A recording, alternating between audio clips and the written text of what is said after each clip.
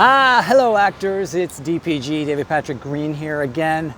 Meryl Streep, the fakest actor of all time. Well, probably not the fakest actor of all time. Let's call her the fakest actor of all time, who has won, I think, multiple Academy Awards. You know, I didn't really do my research ahead of time, but I'm pretty sure she's won at least 2, and she's probably been nominated more than anyone, like I think 4 times.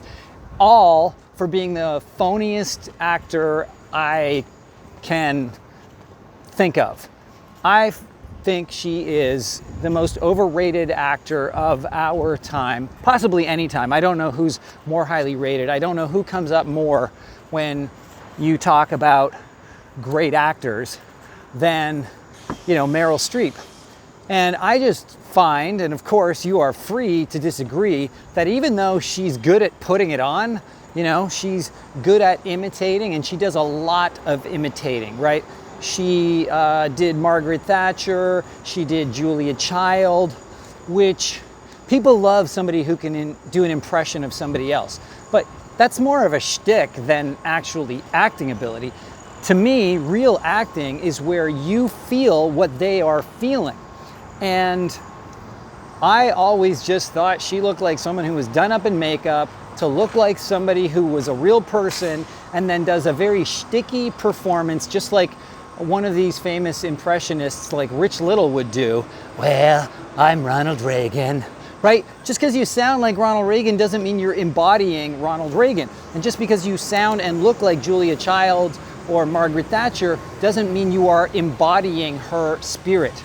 Now, if you want to compare her to another sort of living legend who I actually think is far more believable, is Gary Oldman. When Gary Oldman does a performance, you forget that it's him. Like in his version of Winston Churchill, I don't know, man, it was freaking amazing. I actually resisted watching it because I thought, oh God, another Winston Churchill? There have been so many. You know, and he doesn't look anything like Winston Churchill, so this looks like this is going to be bad. And then I saw it, and I was like, oh my gosh! Like I just felt every single thing he was feeling. It was amazing. It was amazing, and I literally have the opposite feeling when I'm watching Meryl Streep. I feel like this is just so fake. She thinks by dressing herself up and putting on the accent, "Hello, I'm Margaret Thatcher. We, the English people, won't stand for this," you know, whatever. You know, and Julia Childs and her, hello, her, like, you know, cooking. Just because you can do Julia Child's voice, and honestly, it wasn't, to me, very believable. And, you know, Stanley Tucci, he's in there with Meryl Streep in terms of just phony put on actors. Sorry, Stanley, didn't mean to throw you under the bus too, but you're under the bus, baby, because you have done these performances. In fact, you have worked with Meryl Streep several times in these really shallow performances, right? The Devil Wears Prada, just a typical Meryl Streep, Stanley Tucci performance where, you know, Meryl Streep plays the evil queen of Vogue magazine, and Stanley Tucci plays her conniving sidekick.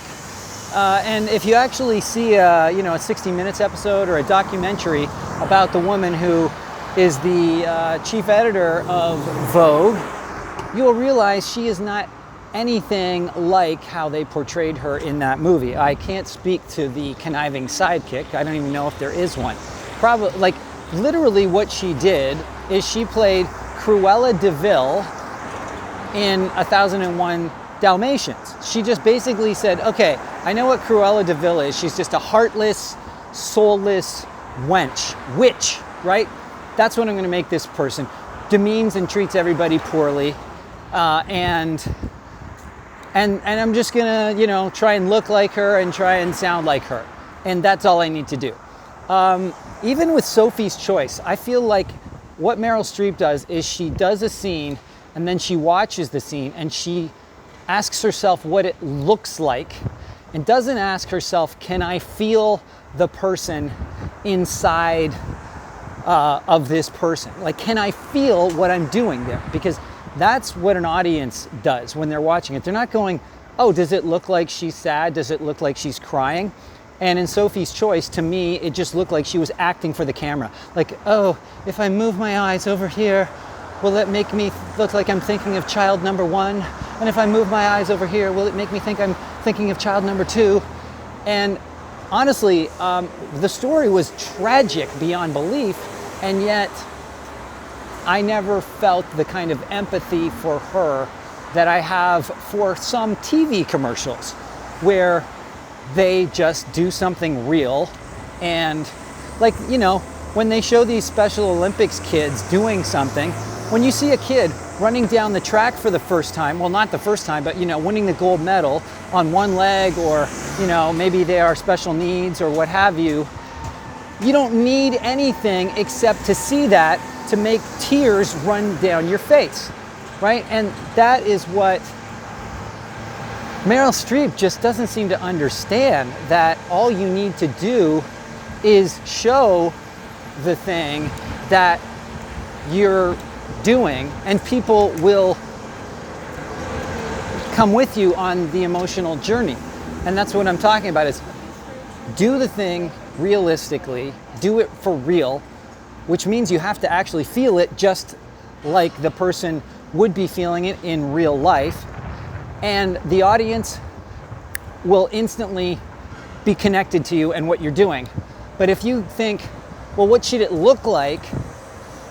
Then you're doing the opposite of what an actor should be doing. The actor shouldn't be concerned with what it looks like, because it will look perfect if only they concern themselves with what it feels like, and they are truthful to the circumstances.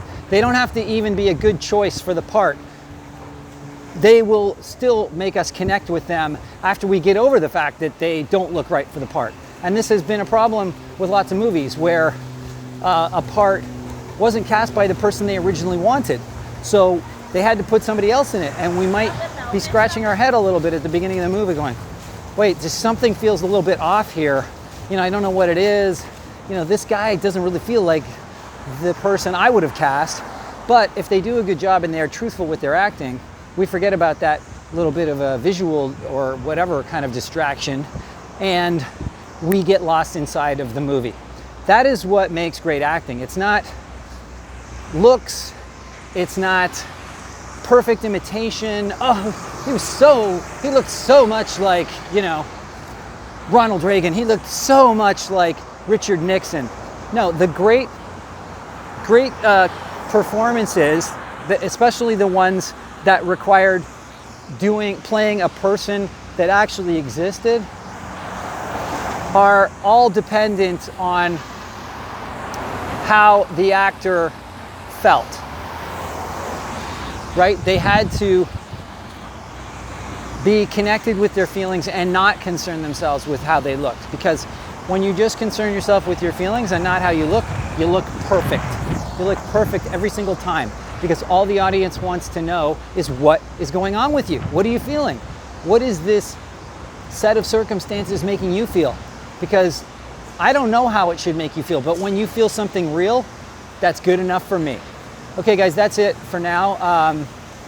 You know, apologies to Meryl Streep that I had to rip her a new one, but honestly, I'm just here to speak the truth, and that's all I can speak. Really not one for lying and making stuff up, so, you know, shoot me or praise me, whatever you want to do.